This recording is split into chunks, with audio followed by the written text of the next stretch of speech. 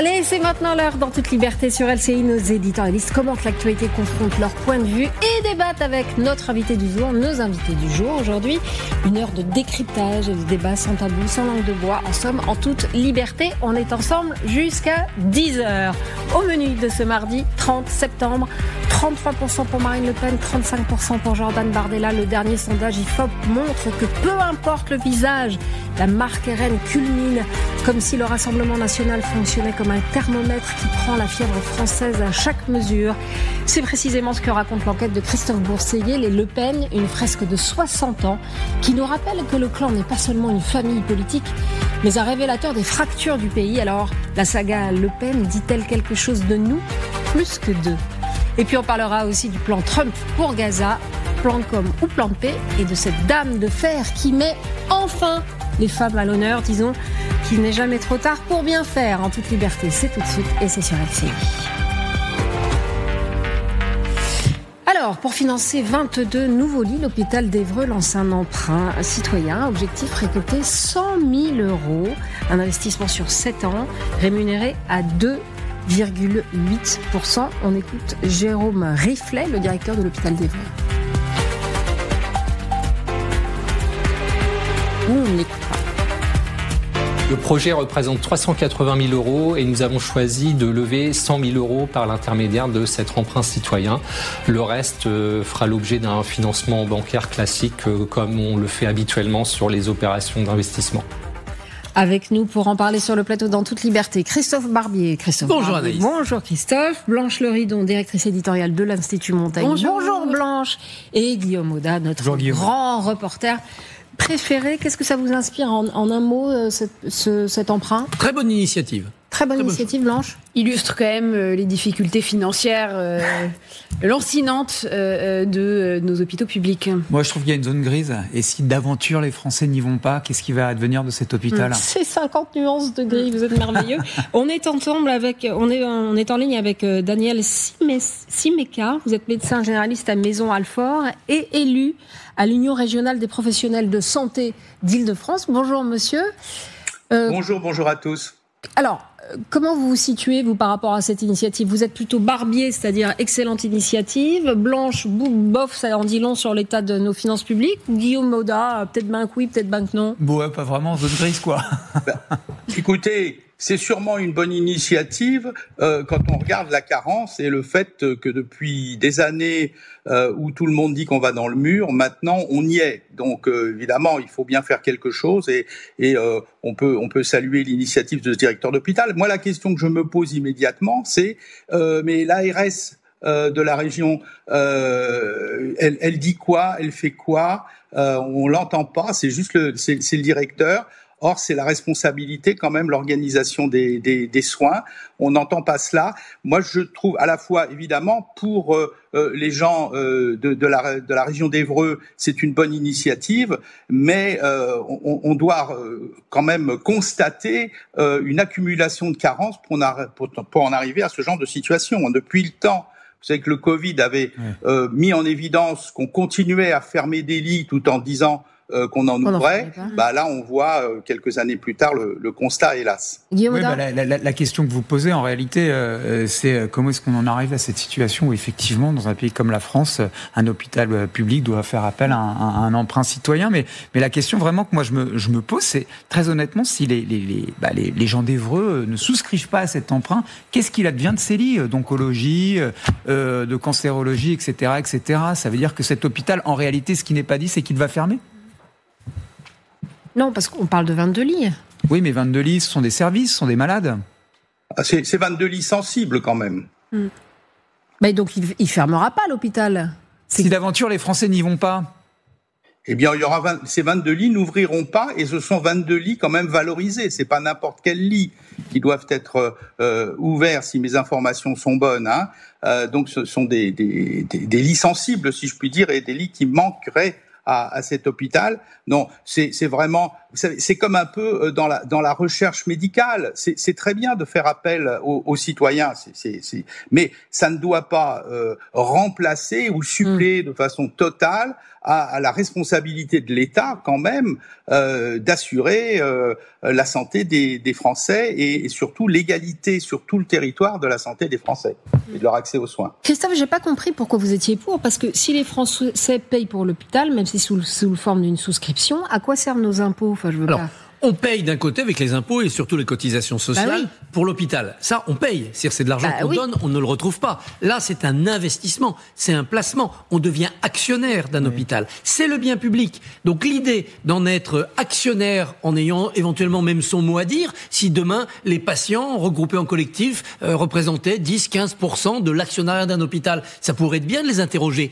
Ça existe déjà. Dans tous les hôpitaux de France, vous avez des ailes qui portent le nom ou des salles d'opération qui portent le nom d'un généreux donateur. Ah ouais. Vous avez des fondations qui donnent. Il y a des tas d'établissements hospitaliers en France qui sont construits déjà grâce à la générosité de l'argent privé.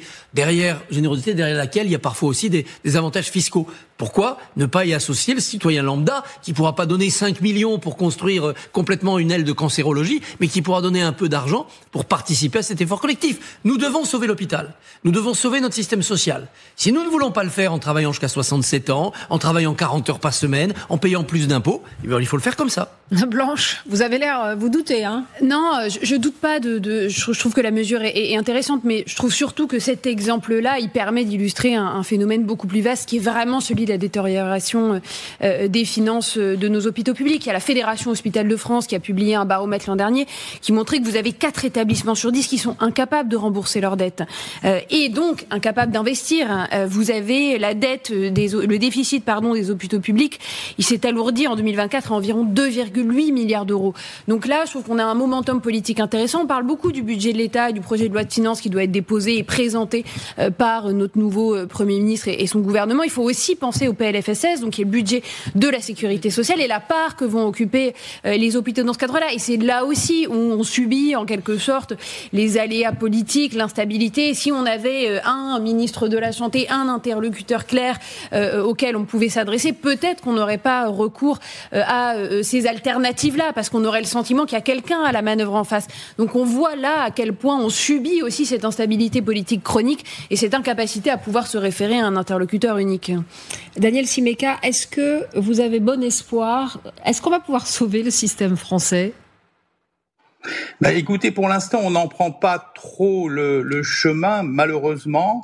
On sait si on parle d'effectifs médicaux ou d'effectifs de professions médicales globalement, on est encore quand même dans une atmosphère de désert un petit peu partout. Hein. Vous savez, les critères des déserts médicaux, si on les appliquait à la lettre, le département où je suis, le Val-de-Marne, en serait un. Alors évidemment, on a changé un petit peu les chiffres, mais il y a vraiment un vrai problème à la fois sur le plan hospitalier, sur le plan de la capacité de réaction des services d'urgence, etc., et des services spécialisés. Et puis en ville, vous le savez bien, c'est la catastrophe. C'est la catastrophe pour que les patients puissent avoir un médecin traitant, puissent avoir des délais raisonnables de prise en charge par les médecins libéraux. Quant à l'accès aux spécialistes, c'est une véritable catastrophe avec des filières qui sont complètement bouchées, comme la dermatologie ou l'ophtalmologie. Donc oui, il y a vraiment des mesures qui devraient être prises rapidement, et en particulier pour éviter de réagir en alourdissant le fardeau, parce que c'est ce qui semble être fait. Voilà, un exemple emblématique, c'est cette obligation surréaliste. Lorsque on a un cabinet en région parisienne, par exemple, qui est où on a du mal à donner des rendez-vous, où les médecins généralistes sont absolument épuisés, et puis on leur dit pendant 2 jours par mois, vous allez aller ailleurs. Mais comment est-ce qu'on peut raisonner avec des inepties pareilles ? Écoutez, merci beaucoup Daniel Simeka, merci pour ce coup de gueule final. Et puis bonne journée avec votre patientèle. Merci. C'est maintenant. On va essayer. Bonne journée à tous. Bonne journée. C'est maintenant l'heure du à la une. On va parler de Marine Le Pen et du RN qui caracole au sommet des sondages. Alors, nous ont rejoint sur ce plateau Christophe Bourseiller. Bonjour. Vous êtes historien, journaliste, auteur de Les Le Pen, une famille française, une passionnante saga. C'est entre Dallas et Succession. C'est vraiment cette famille. Oui. Ah non, c'est extraordinaire à lire. Et puis, Frédéric Dabi, Frédéric Dabi, vous êtes notre Frédéric Dabi national, directeur général opinion du groupe IFOP. Alors, 33 à 35%, quel que soit le cas de figure, Frédéric, jamais le RN n'a été aussi haut dans le sondage, et contre tout le monde, en fait. Alors, à 1 an et demi d'une élection présidentielle, c'est vrai que c'est un score particulièrement fort, 33-35%. Ça rappelle le François Mitterrand qui fait 34% en 1988. Ce que je trouve très intéressant, c'est la non-différenciation du score et des soutiens sociologiques qui les soutiennent entre Marine Le Pen et Jordan Bardella. Aujourd'hui, pour l'électorat acquis et potentiel du Rassemblement national, l'incarnation n'est pas le sujet. Pourtant, Marine Le Pen, Jordan Bardella n'ont pas la même histoire, n'ont pas la même trajectoire. Ce qui motive ces électeurs, c'est ce que j'appelle l'alternative. C'est tous les propos qu'on entend dans nos enquêtes qualitatives où on fait parler spontanément ces électeurs qui nous disent c'est son tour à Marine Le Pen. Pourquoi pas elle ? On ne les a jamais essayés. Et Christophe, elle ne fera pas pire que les autres. On disait qu'avec le RN, ce serait le désordre est déjà là. On disait que c'était la ruine avec la dette est déjà là. Et c'est vrai qu'on a un score particulièrement fort qui relègue les seconds à 15, 20 points. Dans une élection présidentielle, c'est pas arrivé. 20 points d'écart entre le premier et le deuxième. Depuis Alain Power et Georges Pompidou, ça nous rajeunit pas. C'est en 1969. Donc, bien sûr, ce n'est qu'une enquête. Ce n'est en rien prédictif de ce qui se passera en 2027, mais on voit le RN en pole position. C'est une photographie en temps réel, à date, qui n'est pas prédictive. On se serait vu le 30 septembre 2015, on aurait parlé de tout le monde, tous les candidats possibles, sauf Emmanuel Macron. Donc, restons modestes, mais c'est intéressant de voir à quel point le RN, qui a gagné les européennes, qui a fait un score stratosphérique aux élections législatives de 2024, et aujourd'hui l'alternative pour une partie très importante des Français. On n'a pas testé de second tour. On sait très bien que c'est toujours ce qui est compliqué pour le RN pour ne pas enclencher une logique d'élimination, tout sauf Bardella, tout sauf Le Pen. De Front républicain encore. Christophe Bourseiller, comment cette dynastie qui est au fond née dans la marge a conquis l'électorat ? Dans les Le Pen, vous racontez une famille qui est devenue un système en fait, et comment vous expliquez cette montée constante et ces votes maintenant massifs ? Alors oui, c'est une montée constante, c'est très frappant parce qu'il y a effectivement une espèce de résilience dans ce clan. Il ne faut pas oublier que Jean-Marie Le Pen a été en 1956 le plus jeune député de France, qu'en 2012 Marion Maréchal a été la plus jeune députée de France. Il y a une espèce de pérennité dans cette famille, il y a quelque chose d'assez dynastique qui est très très frappant. Maintenant, il y a toujours le même problème avec les Le Pen, c'est qu'ils viennent de l'extrémisme. Au départ, c'est un courant ultra minoritaire, c'est Ordre Nouveau qui crée le Front National en 1972, un mouvement néo-fasciste. Et en fait, le problème auquel il se heurte aujourd'hui, ce mouvement, c'est un phénomène un petit peu nouveau. C'est ce que j'appellerais un plafond de verre technique. C'est-à-dire que Marine Le Pen a bien réussi à dédiaboliser le RN. Elle a moins bien réussi à se dédiaboliser elle-même en raison de la marque d'infamie liée au nom Le Pen. Mais en revanche, le problème aujourd'hui, c'est sont-ils techniquement capables de gouverner ? Alors, Marine Le Pen souffre personnellement de ce travers. On le voit bien parce que c'est un parti, le RN, dans qui vos marche pages. au premier tour. Parfois, elle pleure, elle est très... Elle n'est pas toujours heureuse. Je la décris justement dans cette espèce d'univers où on ne sait pas si elle souhaite aller au pouvoir ou si elle est partagée entre le lourd poids de l'héritage de son père. En tout cas, c'est un parti qui, au second tour, a chuté aux fameuses législatives, qui a quand même envoyé un grand nombre de députés. Et la question qui se pose, c'est celle-là. C'est-à-dire, Jordan Bardella ou Marine Le Pen, dans tous les cas, seront-ils capables techniquement d'aller au pouvoir ? Un plafond de verre technique, Frédéric Dabi ? Oui, la question de la crédibilité se pose. On se souvient du débat complètement raté de Marine Le Pen en 2017 face au candidat Macron. Je vous renverrai à l'enquête IFOP pour LCI qui a été restituée la semaine dernière devant Marine Le Pen. Il y a quand même des éléments qui montrent une crédibilité plus forte. Elle est jugée sérieuse, crédible par une majorité de Français, notamment l'électorat de droite, pas seulement le socle de l'électorat RN. Mais bien sûr, on sait très bien que la présidentielle, les Français disent à qui on confie les clés du pays. Et sur cette question-là, le RN, qui n'a n'a jamais exercé le pouvoir. Le pendant négatif, si je puis dire, l'avatar de cette alternative qui n'a jamais été essayée, c'est un doute qui traverse beaucoup de Français, même si, quand on regarde la structure électorale du vote Bardella ou du vote Le Pen, on a la structure jean-mariste, les électeurs historiques du Front National. On a la France du travail qui est maintenant au Rassemblement National, par rapport à laquelle jamais on ne peut gagner une élection présidentielle sans elle. Et il y a des catégories qui ne votaient pas du tout RN, qui la choisissent. Dans cette enquête IFOP fiduciale, il y a quasiment 30% de retraités et de personnes âgées qui choisissent Bardella ou Le Pen. Alors attendez, il a tout à fait raison. Il y a un enracinement sociologique du RN dans toutes les catégories, dans toutes les régions françaises, qui fait qu'effectivement, tôt ou tard, je pense qu'il y aura un moment populiste en France. Vous racontez, Christophe, dans votre livre, qu'il y avait une blague au paquebot, ce qu'on appelle le paquebot, c'est la maison de Jean-Marie Le Pen. Qu'est-ce que c'est un électeur du FN à l'époque ? C'est un électeur communiste qui s'est fait voler 3 fois son auto.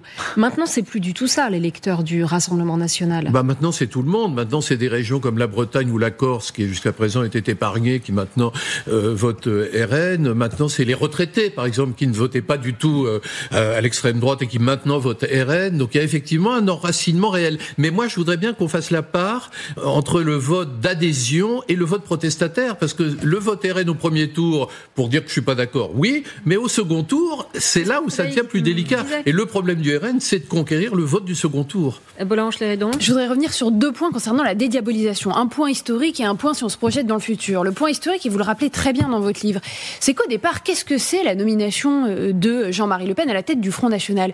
C'est une forme de dédiabolisation d'ordre nouveau, parce que vous l'avez dit, c'était un mouvement, voilà, on voulait une vitrine électorale respectable, et on est allé chercher un Jean-Marie Le Pen qui certes n'était pas le premier choix, mais qui déjà s'inscrivait dans cette perspective d'une dédiabolisation d'une extrême droite liée au néofascisme. Et on a la citation de votre livre de Mitterrand sur Le Pen à François-Olivier Gisbert. Il dit: c'est un personnage ludique et cultivé qui incarne plus la vieille droite rance que la droite extrême et fascisante. Il ne veut pas le pouvoir, comme on dit de sa fille. Je crois même secrètement qu'il en a peur parce qu'il sait qu'il ne sera pas à la hauteur. C'est le pétomane de notre époque. Oh, exactement. C'est pas très sympa. Non, mais c'est intéressant de voir comment il était qualifié à l'époque. Donc ça, je trouve ça très intéressant de voir à quel point, au départ, Jean-Marie Le Pen était considéré comme une vitrine électorale présentable. Et donc on voit ensuite à quel point... En dépit d'un bandeau de exactement. Et maintenant, si je me projette toujours sur cette question de la dédiabolisation, vous avez parlé, et c'est le titre de votre livre, de ce nom de Le Pen, un nom qui est chargé quand même symboliquement et qui porte en lui tout ce passif lié notamment à Jean-Marie Le Pen, un parti, on le sait, dont les statuts ont été déposés en 72 par un ancien Waffen-SS. Est-ce que finalement, l'arrivée de Jordan Bardella, qui est une forme de capacité à briser cette lignée, cette dynastie-là, et qui n'est plus chargée de ce nom, est-ce que c'est pas le parachèvement final de la dédiabolisation ? Est-ce qui pourrait les mener au pouvoir ? C'est la question qui se pose, c'est-à-dire que soit Jordan Bardella, on le considère comme le nouveau numéro 2 du RN, auquel cas ses jours sont comptés, puisque les numéros 2 vont au RN finissent toujours très très mal. Il y a eu quoi ? Stirvois, Maigret, Philippot. Il est quand même numéro 1, il est chef du parti. Il y a une liste très longue. Soit on considère que Bardella est une sorte d'héritier présomptif, c'est-à-dire qu'il a été formé par Marine Le Pen et son entourage, qui sont ses Pygmalions, auquel cas, effectivement, il peut devenir une sorte de frontman du RN, mais je vois pas Marine Le Pen et la famille abandonner le RN. C'est leur identité, c'est leur ADN. Donc je vois éventuellement Marine Le Pen, effectivement, régner sur le parti, et puis Bardella devenir une sorte de porte-parole, un peu sur le modèle des groupes d'extrême gauche, d'ailleurs, où il y a toujours le Arlette Laguillet qu'on voit, puis le chef plus discret du mouvement derrière. Et c'est peut-être ça qui risque d'arriver dans le futur, mais je n'imagine pas que les Le Pen abandonnent leur front, qui est quand même avant tout un front familial. Est-ce que, Christophe, selon vous, on est déjà entré dans une ère RN en France, comme on parlait jadis de l'ère gaulliste ou de l'ère mitterrandienne ? Non, pour entrer dans cette ère, il faut qu'ils soient au pouvoir et qu'ils marquent de leur empreinte le pouvoir. Il faut en effet que leur programme devienne plus crédible, que les compétences des équipes soient plus affirmées. Pour l'instant, le shadow cabinet, le gouvernement fantôme du RN, on le voit pas. Il n'y a pas de nom qui s'impose. Donc il faut arriver au pouvoir, montrer qu'on a les idées et les équipes pour appliquer ces idées, et puis ensuite les faire passer dans la société. Ce populisme-là, il a conquis une grande partie de l'opinion, parce qu'on a tout essayé et que rien ne marche, parce que d'autres ont essayé ailleurs et ça a l'air de pas trop mal marcher, Giorgia Meloni, Donald Trump, il y a des gens que ça fascine, et donc on se dit pourquoi pas eux. Mais de là à faire en sorte que la France est une ère lepéniste, non. Il faut gagner, et même dans notre pays, il faut gagner et regagner. On pourra parler d'une décennie macroniste, On ne pourra pas parler d'une décennie lepéniste, à moins d'avoir ces 10 ans de pouvoir. N'oublions pas quand même que dans la présidentielle 2022, elle a commencé très haut aussi dans les sondages, au-dessus de 30, elle a fini à 23. Il y a une déperdition. Tandis que Mélenchon passait de 8 à 22.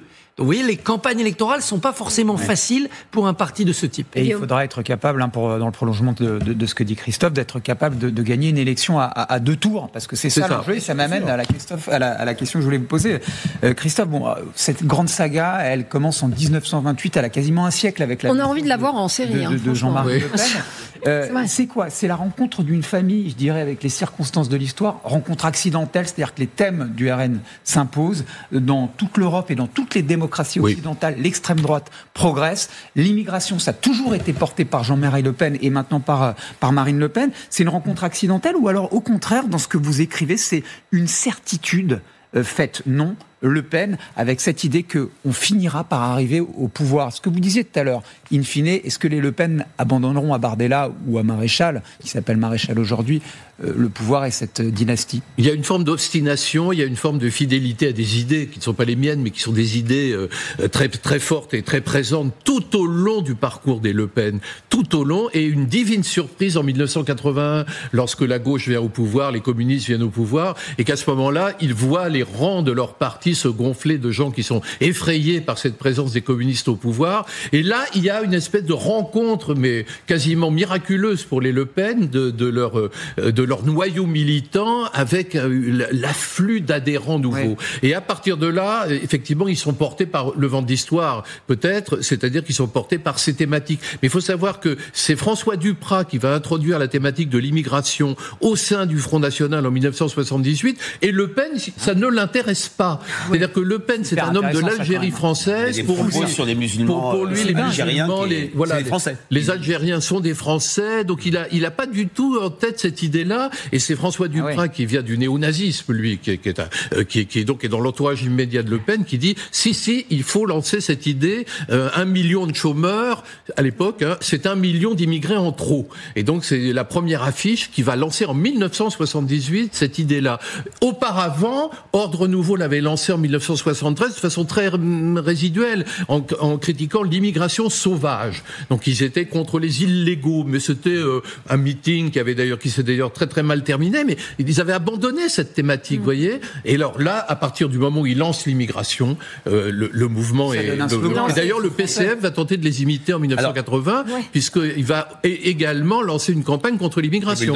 Avec les bulldozers qui vont essayer de détruire des foyers Sonacotra, c'est ça? Un marché qui prend Georges Marchais qui dit les immigrés volent l'emploi des Français, et c'est toute l'autre gauche. Non. Enfin, il le dit, pas comme ça, disons, mais quand même. Et c'est l'autre gauche, c'est ça la scission entre les gauches, d'ailleurs, enfin, une des scissions. C'est l'autre gauche, la gauche libée, qui dit le contraire et qui pousse Georges Marchais. Mais le paradoxe, c'est que tout à fait, mais que vous avez un tout petit parti groupusculaire créé par des fascistes et qui va tout à coup se remplir d'adhérents nouveaux, alors que les cadres ont une mentalité groupusculaire. Le FN, dans les années 1980, il y a les royalistes, il y a les nationalistes révolutionnaires, il y a les néo-nazis, il y a la nouvelle droite, le Grèce, Club de l'horloge, c'est pas la même chose. Ils forment des petites tendances, ils se partagent en quelque sorte la direction, et puis arrive plein d'adhérents nouveaux qui ne comprennent rien à tout ça, qui disent simplement « Oh, il y a trop d'immigrés, on veut être chez nous, etc. » Et là, il va y avoir un hiatus terrible, une crise de croissance terrible qui va expliquer, après évidemment, les nombreux soubresauts de ce mouvement avec des exclusions épouvantables, Brutus, Napoléon, c'est Bruno Maigret. Jacques au secours après, ça c'est encore autre chose. Lilliput pour Bruno Maigret, etc. Mais preuve que l'époque a quand même changé. Ce que dit Christophe est tout à fait juste. Pendant très longtemps, la matrice du vote FN-RN, c'était l'immigration.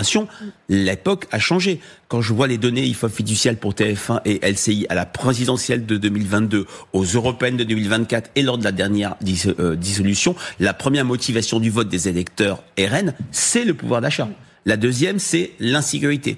L'immigration n'arrive qu'en troisième position. La socialisation du mouvement. Exactement, un niveau élevé, certes, mais on voit très bien que l'époque a changé, y compris puisque Marine Le Pen réussit sa campagne finalement, malgré la baisse dont parle Christophe Barbier, sur la question du pouvoir d'achat. Tout à fait. Mais avec une schizophrénie maintenant. Bien sûr. Entre Bardella, le bon gestionnaire, et Marine Le Pen, la promesse sociale. À un moment donné, même si Jacques Chirac a été élu avec la même stéréophonie, il va falloir en sortir. Mais le maintien quand même de la lutte contre l'immigration à travers ce slogan qui retentit dans tous les meetings, on est chez nous. Et puis l'immigration avec le problème des migrants et le lien avec l'insécurité a apporté un second souffle à cette thématique. Très juste. Merci beaucoup, merci pour ce débat. Christophe, merci pour ce livre, Les Le Pen, une famille française chez Perrin. Vraiment passionnant, je vous dis. Moi, je serai producteur, j'en ferai une série. En attendant, 2027, merci à tous les deux. C'est maintenant l'heure de notre deuxième une, cet accord de paix à Gaza. Alors Trump sort donc son plan pour Gaza, 20 points, un cessez-le-feu immédiat, le retrait progressif de Tsahal, la libération de 1700 prisonniers palestiniens et de tous les otages israéliens en 72 heures, une administration technocratique pour gérer l'enclave financée par l'aide internationale et Trump qui se rêve président d'un bureau de la paix. Israël a déjà dit oui. Nicolas Rouget, vous êtes à Haïfa, en Israël. Le plan de paix largement soutenu par les Palestiniens. Quelles sont les réactions par les Israéliens, pardon, pas par les Palestiniens. Quelles sont les réactions ce matin ? Je pense que la majorité des Palestiniens soutient aussi un arrêt de la guerre à Gaza, évidemment. Mais c'est vrai que les Israéliens, ils voient le conflit ces 24 derniers mois à travers le prisme des otages. L'idée que ces 47 otages, donc 15 ou 20 pourraient encore être vivants, pourraient revenir sous 72 heures, c'est quelque chose qui, selon tous les sondages d'opinion depuis les derniers mois, est inespéré, mais aussi c'est exactement tout ce que veut la population israélienne dans son ensemble, même si ça veut dire la fin de la guerre, même si ça veut dire peut-être ne pas retrouver un sens de sécurité comme il était avant le 7 octobre. La classe politique dans son ensemble lui a emboîté le pas, dans l'opposition évidemment, mais aussi dans le camp de Benyamin Netanyahou, en tout cas dans son parti à lui, ce qu'on n'a pas encore entendu. On n'a pas encore de réponse du Hamas sur cet accord. On ne sait pas encore ce que le mouvement islamiste va dire.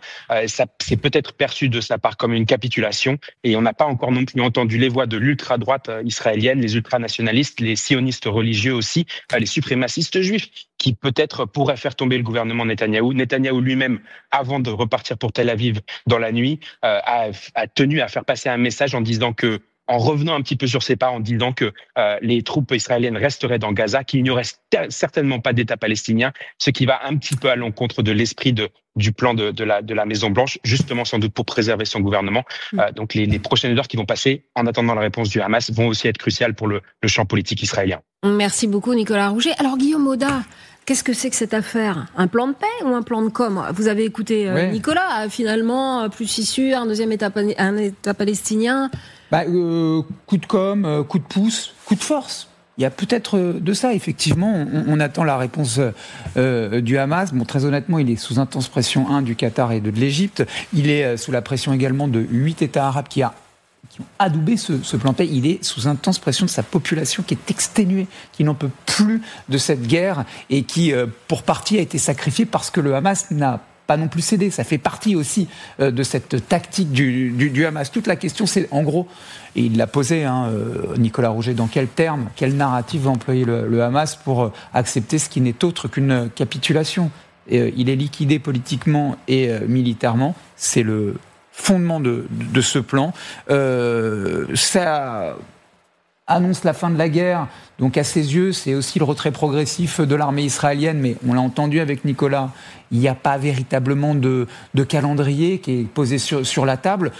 En gros, ce que dira le Hamas, c'est que le vainqueur est celui qui n'est pas vaincu, mais la réalité, c'est que là, il est obligé, à un moment donné, peut-être pour préserver sa dignité, d'accepter ce plan tel qu'il lui est imposé, mais il ne lèvera pas le drapeau blanc.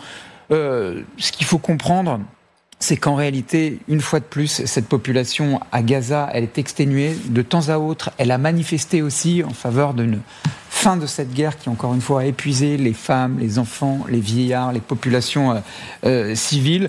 Je pense que ce plan, il a quelque chose de l'ordre du coup de pouce donné par Trump qui constate deux choses. C'est que stratégiquement, il n'y a plus rien à faire à Gaza pour Israël. Tous les objectifs ont été atteints. Et puis deux, Israël, c'est un pays qui s'isole diplomatiquement. Et ça, il n'en est pas question. Dernier tout petit point, la disquette qu'a posée Macron dans le crâne de Trump a fonctionné. Si vous voulez votre prix Nobel de la paix, ça passera par une résolution du conflit à Gaza. Ah, c'est quand il a dit... Je suis sûr que cette idée a fait son chemin dans l'esprit de Trump. C'était à l'ONU la semaine dernière. Exactement. Rien n'a changé, Blanche, depuis février dernier où Trump promettait l'enfer si les otages n'étaient pas libérés. Rien n'a changé, si ce n'est la mobilisation des pays arabes. Si, les choses ont changé quand même. Souvenez-vous du plan Gaza-Riviera, on en est quand même très très loin. Et là, l'expression qui a souvent été reprise depuis hier soir d'un Trump qui est en capacité de tordre le bras à Netanyahou, c'est une expression qui est parfaitement justifiée. C'est-à-dire que là, il y a quand même un certain nombre de concessions qui sont faites, qui n'étaient pas du tout présentes dans le discours de Trump il y a encore 6 mois. Notamment sur on n'évacuera pas de force les populations de Gaza, sur un certain nombre de choses qui paraissaient totalement illusoires il y a encore quelques semaines de cela. Non, maintenant... Vraiment, c'est l'immense incertitude qui demeure aujourd'hui. C'est intéressant. Moi, je m'intéresse au discours politique, à la rhétorique de Trump. C'est vrai qu'il a encore été très flamboyant, annonçant un jour historique de la civilisation. Écoutons-le. Ouais. On met le sonore de Trump. Big day, a beautiful day, potentially. Une journée grandiose, magnifique, potentiellement l'une des plus grandes journées jamais vécues dans la civilisation. Des choses qui se déroulent depuis des centaines d'années, des milliers d'années. Au moins, nous sommes au minimum très très proches, et je pense que nous sommes au-delà de très proches. Et je veux remercier Bibi d'avoir vraiment pris les choses en main et fait le travail. Il l'appelle Bibi. Voilà, cette rhétorique-là, on y est habitué chez Trump, et on a aussi été habitué à ce qu'il y ait un décalage immense entre l'enthousiasme du terme et ensuite la réalité des actes sur le terrain. Souvenez-vous, ne serait-ce qu'en Alaska avec la Russie, sur la résolution d'un autre conflit où on nous prédisait quelque chose d'historique et une bascule dans la guerre. On l'attend toujours. Donc c'est pour ça qu'il faut être très prudent. Je crois qu'on a tous envie d'espérer que le conflit cesse et que le plan soit accepté. Mais je crois qu'il y a encore sur ce chemin-là énormément de jalons très, très complexes à franchir. Christophe, on va écouter le président Netanyahou, le Premier ministre Netanyahou. Lui, il est assez droit dans ses bottes, si j'ose dire. On l'écoute.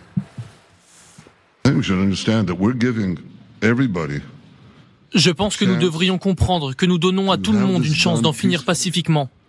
Quelque chose qui permettra d'atteindre tous nos objectifs de guerre, sans autre effusion de sang.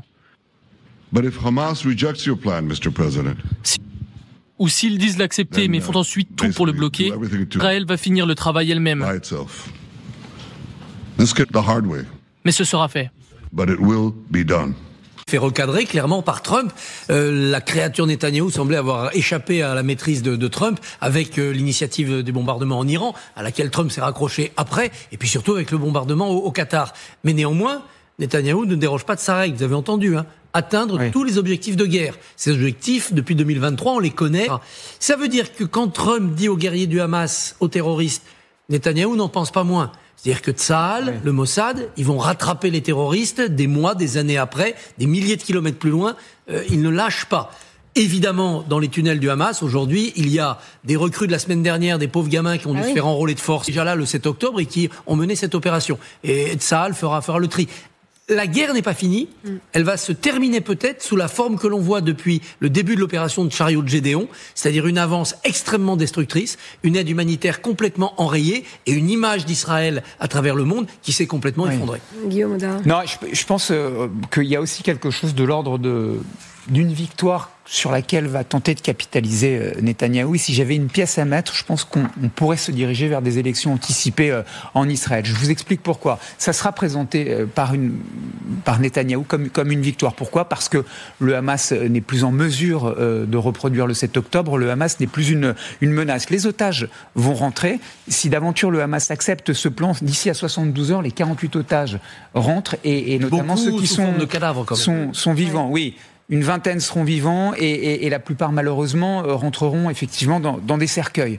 Mais tout de même, sur le plan psychologique, ça sera une avancée et une victoire sur laquelle pourra capitaliser cet homme qui est M. Netanyahou, qui est le Premier ministre de l'État d'Israël. D'autre part, le Moyen-Orient a été totalement remodelé depuis le 7 octobre. Le Hezbollah ne représente plus une menace, l'Iran est à genoux, la Syrie est tombée de Bachar el-Assad. La carte du Moyen-Orient, en Syrie est pas mieux non plus. La carte du Moyen-Orient a totalement changé, ce qui me fait dire qu'en réalité, et c'est sur quoi pourrait capitaliser le Premier ministre Netanyahou, il aura réussi, ou en tout cas il pourrait le vendre tel quel, à transformer une faillite sécuritaire monumentale le 7 octobre en un triomphe stratégique majeur. Tout le monde va tirer le 7 octobre à soi, le Hamas aussi, en disant, vous voyez bien que la cause palestinienne... Il appellera ça comme il veut, il est obligé de rendre les armes. La plupart des cadres dirigeants, ceux qui restent dans la bande de Gaza, sont obligés de partir à la bande de Gaza. Comme le disait Christophe, ils seront pourchassés à travers le monde. Donc le temps est compté. En clair, franchement, je pense que si j'étais l'un des conseillers, un des spin-offs de M. Netanyahou, et il n'a pas besoin de moi pour ça, et d'ailleurs je ne suis pas spin-off israélien non plus, mais je crois qu'il a la capacité politique de transformer encore une fois cette faillite qui a été le 7 octobre 2023 en un triomphe stratégique majeur. Les otages sont de retour, le Hamas est quasiment sur le point de rendre l'âme. Troisième point, le Moyen-Orient a changé, le contexte sécuritaire est nouveau et il pourrait entraîner une normalisation des rapports entre l'Arabie Saoudite et Israël. C'est potentiellement quelque chose sur lequel on peut gagner des élections. C'est un jour rêveur, notre Guillaume. Un petit peu. Moi, je ne suis pas totalement à nier. C'est vrai que normalement, les prochaines élections, je crois que c'est 2026, donc c'est l'an prochain. Donc, est-ce qu'il aurait intérêt à rapprocher tant que ça la date ? Et puis, je pense que dans les imaginaires collectifs, il s'agit moins du plan de Netanyahou et d'une victoire de Netanyahou que du plan de Trump, qui, encore une fois, est une façon de tordre le bras à Netanyahou, qui aurait voulu quelque chose de beaucoup plus radical s'il avait été à la manœuvre pour résoudre la sortie de crise. Donc, selon moi, il y aura plutôt l'envie, c'est peut-être moi qui analyse mal la psyché collective israélienne, mais de tirer la page, de tourner la page définitivement et par les urnes d'ouvrir une nouvelle page dans la politique israélienne sans Netanyahou et surtout sans les deux ministres d'extrême droite. L'animal politique qu'est Netanyahou, qui est en place depuis 17 ans. Un petit mot de conclusion. La différence, c'est la proportionnelle. Est-ce que ce scrutin funeste et piégeux fait que dans une élection anticipée, il peut s'en tirer, à condition en effet de proroger son accord avec les partis minoritaires ultra-religieux. Et qu'est-ce qu'il doit leur donner à ces partis ? Il doit leur donner la Cisjordanie, la Judée-Samarie. Or, Trump l'a bien dit, il mettra le holà à une colonisation complémentaire de la Cisjordanie, Judée-Samarie. Et c'est là que ça va se jouer, parce que c'est là-dessus qu'il peut perdre son alliance. Et voilà. Est-ce qu'on tourne la page ? Les Britanniques l'ont fait après une grande victoire en limogeant Churchill. Les Français ont limogé De Gaulle. Là, est-ce que Netanyahou sera limogé parce qu'il a réussi ou parce qu'on le déteste ? En un mot, il a la capacité, en fait, de se débarrasser de ses alliés encombrants de sa coalition et de construire une autre base électorale. Et si je mettais une pièce, encore une fois, je dirais élection anticipée. On se reverra. On se reverra. On n'est pas sans se revoir, les amis. C'est l'heure de la phrase qui fait du bruit. Ce vote constitue un mandat fort en faveur du processus d'adhésion de la Moldavie à l'Union européenne. Ce week-end, petit pays, gros signal. En Moldavie, le parti pro-européen arrive en tête. Le bloc pro-russe plafonne à 24,2. Carton plein aussi chez la diaspora. Et tout ça malgré les cyberattaques, les alertes à la bombe, une campagne de désinformation imputée à Moscou.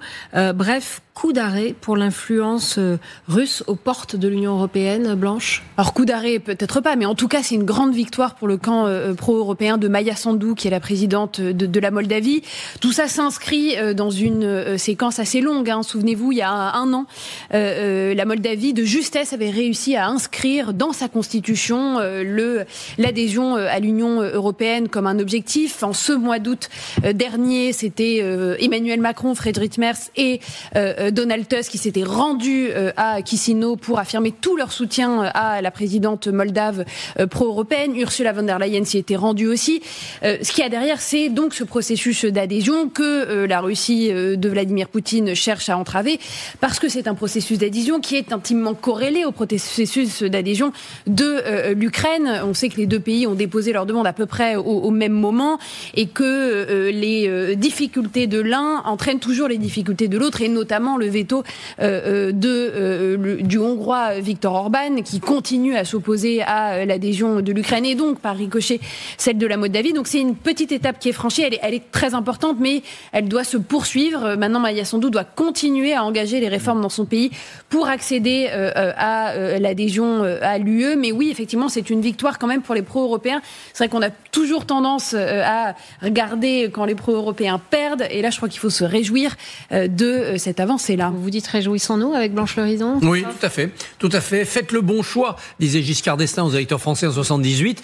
Les Moldaves, ils ont fait le bon choix. Ils ont fait le bon choix d'un avenir qui ne sera pas facile. Intégrer l'Union européenne, c'est pas le paradis, c'est pas un chemin de pavé de rose, mais surtout, ça, c'est sûr. Et surtout de ne pas faire un grand bond en arrière et de redevenir une dépendance de l'Union soviétique, de cette nouvelle Russie. À mon avis, je ne suis pas un spécialiste de la chose, il sera plus facile d'intégrer la Moldavie à l'UE que d'intégrer éventuellement un jour l'Ukraine. Pas seulement à cause de la présence ombrageuse des Russes, mais à cause de l'économie, à cause de la corruption, à cause de la langue, parce que les Moldaves, leur proximité avec les Roumains, facilitera la tâche. Donc je suis très très très content de cette victoire. Par ailleurs, peut-être que ça veut dire, après l'épisode roumain, cette présidentielle perturbée, cet épisode moldave, qu'on arrive tout doucement à contrer dans la tête des électeurs les ravages des offensives, des fake news et de la manipulation numérique des Russes. Peut-être. Mais précisément, et moi je suis en accord, total avec Christophe sur ce point-là, ça démontre que quand l'Europe veut, elle peut. Et comment ça s'est passé très concrètement ? D'abord, un nombre incalculable de bureaux de vote ont été ouverts à l'étranger, ce qui a permis à la diaspora qui connaît l'Union européenne et la liberté dont on jouit en Union européenne de pouvoir voter en conscience. Ça, c'est un premier point. Et puis, contre-discours, contre-narratif sur les réseaux sociaux européens. Regardez comment on vit en Transnistrie. La Transnistrie, c'est cette partie de la Moldavie qui est occupée par l'armée russe, 1500 à 2000 soldats, où les gens vivent très chichement, très pauvrement. Alors certes, ils sont pro-russes, certes, ils sont séparatistes depuis 1992, mais ils vivent moins bien que leurs camarades moldaves qui, eux, vivent en liberté. Et ça a fait la différence. L'Europe, elle a capitalisé sur ça et également sur les réseaux sociaux. Donc voilà, quand l'Europe veut, l'Europe le peut. Ah, ça c'est beau de faire partie là-dessus. On fait une petite pause. De la crèche, hein. Et dans un instant, il est là. De la crèche. Il règne sur ce qui est probablement l'enfer sur Terre. Faut-il, Guillaume, parler aux talibans? Bonne question.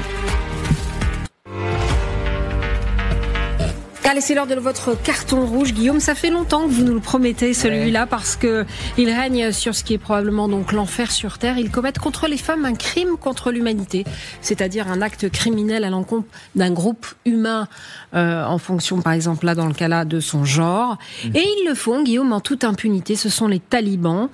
Et pourtant, certains pays ont repris langue avec ce régime et voire les sponsorise.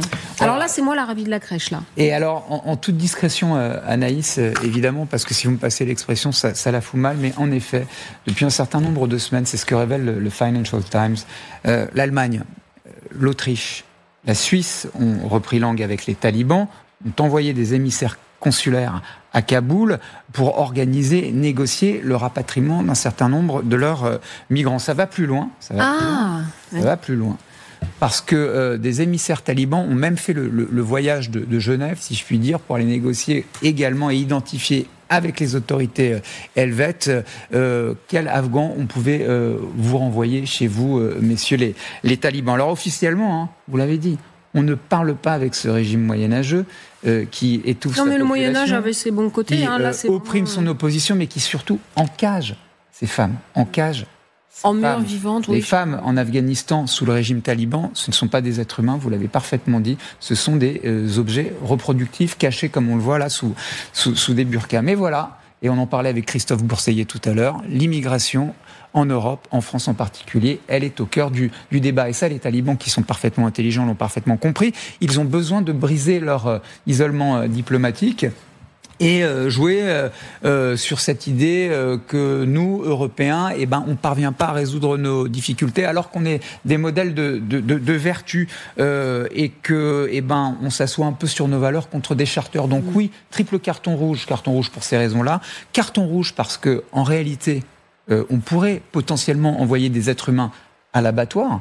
On ne sait pas quel Afghan on va renvoyer et dans quelles conditions il sera accueilli par les talibans, s'il va finir en prison, voire exécuté dans les conditions sommaires comme on le voit souvent à Kaboul. Et puis, carton rouge, parce qu'elle est où notre colonne vertébrale ? Pourquoi est-ce qu'on le fait en catimini ? Pourquoi est-ce qu'on n'assume pas ? Les Anglais sont sur le point de le faire. D'où la question que je soumets à l'Assemblée vénérable ici réunie. Plateau. Est-ce que nous, Français, on aurait intérêt à parler aux talibans pour régler des problèmes qu'on Il y a un dossier de la Fondapol sur l'immigration talibane en France qui a vraiment augmenté, Blanche. Au-delà, en plus de la condition des femmes que vous avez parfaitement décrite, il faut se rendre compte de la situation humanitaire dans laquelle on envoie ces gens-là. C'est-à-dire que, souvenez-vous, à la fin du mois d'août, il y a eu un très gros séisme en Afghanistan, avec plus de 800 morts, 2700 blessés. Il n'y a plus aucune aide humanitaire qui rentre dans le pays très peu d'aide humanitaire depuis 2021. Donc les conditions de vie là-bas sont effroyable et donc c'est vrai que mais sur la question migratoire, est-ce qu'on fait de la réelle politique ou on abandonne nos valeurs? Ils n'ont pas sauvé les femmes sous les décombres, Ils les ont laissées mourir sous les décombres. Christophe, là il faut être qu'est-ce qu'il faut être? Il faut être pragmatique et se dire on a des problèmes en Europe et donc tant pis pour la cause des femmes. Non, il faut une exception afghane dans notre gestion difficile et tendue des migrations et de l'asile politique, où on voit que toutes les règles sont en train de se resserrer. Je dis une exception afghane en pensant aux femmes. C'est pas les hommes que l'on doit accueillir, ceux qui viennent de là-bas. Non, on ne peut pas les accueillir. Mais les femmes, elles, si elles arrivent à se sauver de cet enfer, bien entendu, nous devons les accueillir. Ensuite, il y a deux autres choses, je pense, à faire. C'est faire pression sur les pays voisins pour qu'ils participent de cet effort, qu'ils accueillent des réfugiés. Ce sont eux qui sont dans la zone, qui doivent gérer cela en premier. Puis la deuxième chose, c'est surveiller si les talibans, qui sont au pouvoir, reprennent le parrainage des mouvements terroristes pour frapper l'Occident. Ils ont la puissance financière parce qu'ils ont le trafic de drogue. Ils ont la capacité sans doute militaire, on a vu des images avec des soldats, et technique d'envoyer des terroristes ou de mécéner des terroristes. Ils le font déjà, j'ai envie de vous dire. Je ne sais pas. Moi, je ne vois pas en ce moment d'attentat dont on nous dit, en fait, c'est parti de Kaboul. Mais si ça arrivait, faut reprendre immédiatement l'action militaire. C'est-à-dire Kaboul, ça se bombarde. Voilà. Ce pouvoir qui est arrivé après l'effondrement de l'armée américaine, qui est arrivé aussi parce que la société civile, la société tribale afghane, n'a pas réussi pendant 20 ans à construire un État pour résister au retour des talibans. Et c'est trop reposé uniquement sur la présence occidentale. Il y a une responsabilité partagée. Ce pouvoir-là est totalement illégitime et il est dangereux. Donc il faut le mettre sous surveillance. Et s'il le faut, il faudra frapper militairement. Ne pas attendre le 11 septembre 2001 bis pour refaire ce qui s'est fait à l'automne 2001. Mais une fois de plus de 100 000 Afghans vivraient en France, d'après la Fondapol. Moi, une fois de plus, sur la question migratoire, enfin, j'ai envie de comprendre politiquement comment ça s'interprète. J'ai entendu Donald Trump à l'Assemblée Générale des Nations Unies, il dit « Il est temps de dépasser le politiquement correct pour sauver, vous, Européens, votre civilisation ». Parce qu'il faisait référence directe à l'immigration et probablement aux Afghans qui sont en grand nombre réfugiés en Allemagne, en Suisse, en Autriche, comme on l'a dit. Les Anglais ont envie de reprendre langue et ont envie d'emprunter ce couloir. Est-ce que nous, encore une fois, Français, on aurait intérêt à pour des raisons de réel politique, à parler aux talibans pour régler cette question migratoire? Bon, la question reste en l'air, cher Guillaume. Elle reste en l'air et on verra si oui ou non on le fait en catimini. Mais encore une fois, je pense que nous, puisque quand même question de se positionner, en effet, et comme le disait Christophe, on aurait vraiment...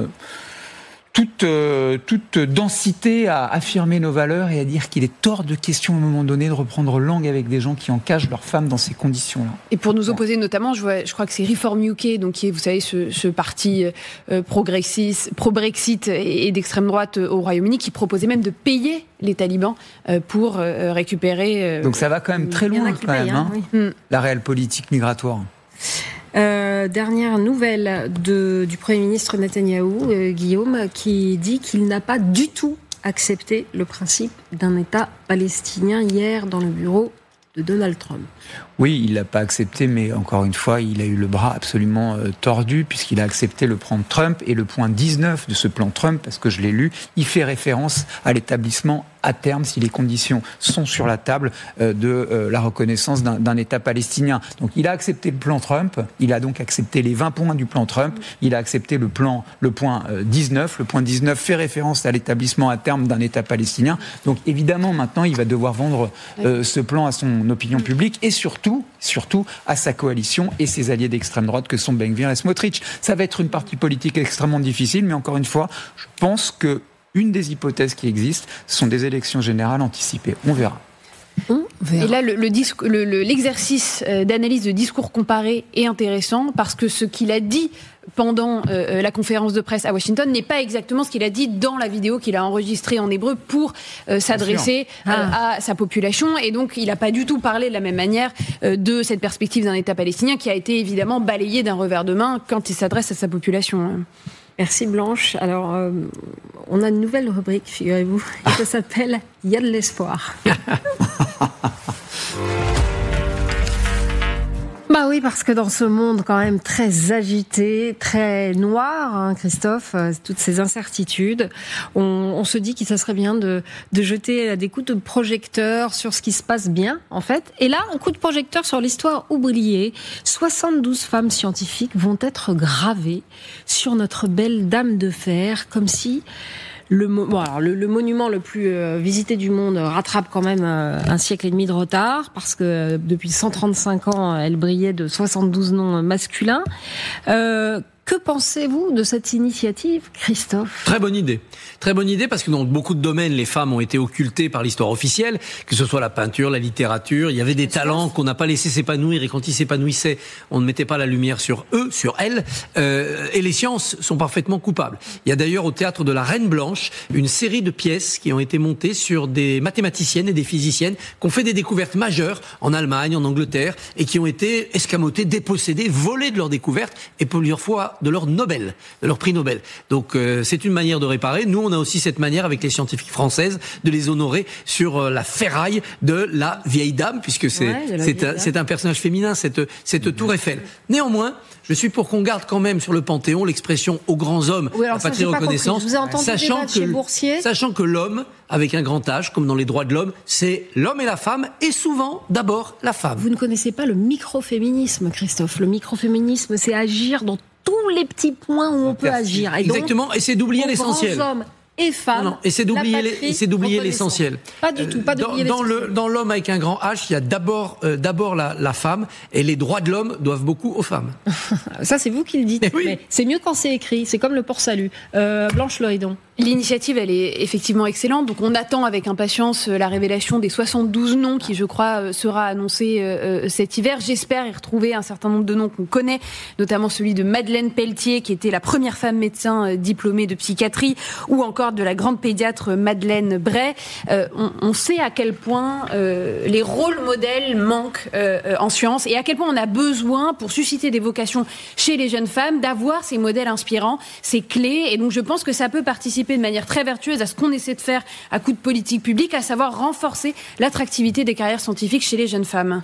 Bah oui, parce que ça, c'est vraiment pas gagné. Hein. Les filles ne représentent que 36% des élèves suivant les options maths, physique, chimie au lycée, et seulement 11% des effectifs en maths et sciences de l'informatique, un phénomène qui s'est aggravé depuis la réforme du lycée en 2020.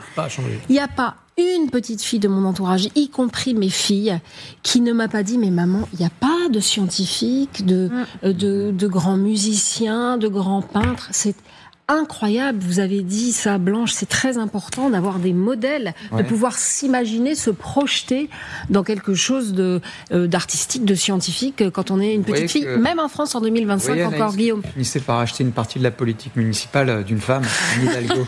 Elle change le nom des rues, par exemple la rue de Staël, c'est devenu la rue Germaine de Staël. Il y a plein de noms de rues qui comme ça changent, et elle a fait un constat, c'est vrai, quand on se balade sous la tour Eiffel, on voit effectivement des noms qui sont affichés. C'est très joli, mais ce sont des noms-hommes. Donc voilà, en effet, il y a quelque chose de l'ordre de l'exemplarité, de la réinscription d'un certain nombre de femmes dans le récit national, et en plus sur la tour Eiffel, qui est quand même un monument magistral. Donc oui, ça raconte quelque chose qui est réussi. Les trains arrivent à l'heure à Paris. Les trains arrivent à l'heure, Anaïs, à Paris. Oh là là, le fourbe. Christophe, vous connaissez Eddie Lamar ? Non. C'est la première fois. Mon Dieu, là, il faut une douche de lumière, normalement. Une grosse douche de lumière. J'ai réussi à piéger Christophe Barbier. Eddie Lamar, une des plus belles femmes de l'histoire de l'humanité, et qui a inventé le Wi-Fi. Et elle était actrice à Hollywood. Et elle a fui, je crois, le nazisme d'Europe. Et c'était une femme magnifique qui a joué dans sa carrière d'actrice est dispensable, peut-être, disons. Mais en tout cas, grande scientifique qui s'est tout fait piquer. Oh, merveilleux. Mais quelle journée, les amis. Et elle a même piégé Christophe Barbier. C'est quand même absolument fabuleux, quoi. Oh la vache. Bon, allez, merci à tous. Merci d'être venus. Les droits de l'homme, c'est d'abord sur les droits de la plateau. femme. On se retrouve demain à 9h. Dans un instant, carte sur table avec Doucan.